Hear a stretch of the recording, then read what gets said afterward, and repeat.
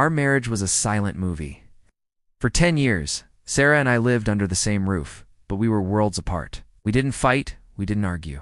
We simply existed in a quiet vacuum, each lost in our own thoughts. The silence was comfortable, predictable, until it became suffocating. I thought this was just what long-term relationships became, a quiet companionship. I told myself that the passion phase was over, and this was the next, more mature stage. I was wrong.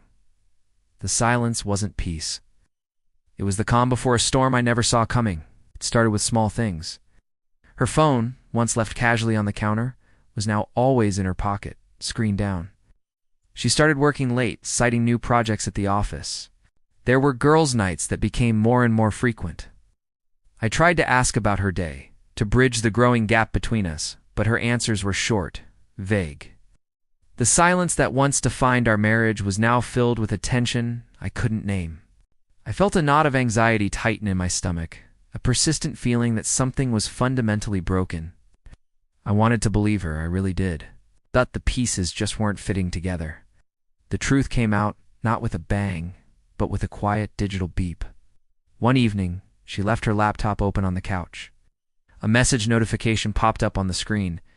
It was from a name I didn't recognize. The message itself was innocent enough, just a simple thinking of you. But it was the thread of messages below it that shattered my world. Pictures, plans, words of affection, words I hadn't heard from her in years, all directed at another man. It was all there, a detailed logbook of her secret life. Reading those messages felt like watching a film of my own life, but with a character I didn't recognize playing my wife. The silence was finally broken, and the sound was deafening. The confrontation was the loudest our house had been in a decade. Tears streamed down her face as she confessed everything. The affair had been going on for over a year. She said she felt lonely, unseen. She said the silence in our home had driven her into someone else's arms. Her words were like daggers, each one piercing the fragile bubble of denial I had built around myself. I realized the silence wasn't just her fault, it was ours. We had both stopped trying, stopped communicating, stopped seeing each other. We were roommates sharing a mortgage, not partners sharing a life. We are now separated, navigating the painful process of divorce. The house is quieter than ever, but this time, the silence is different. It's no longer a heavy blanket of unspoken issues. It's an empty space, a blank canvas. There is pain, yes, immense pain. But there is also clarity. This experience has taught me a hard lesson.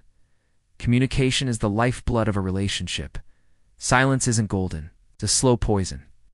If you feel unheard or are struggling in your own relationship, please talk to someone, a partner, a friend, or a professional.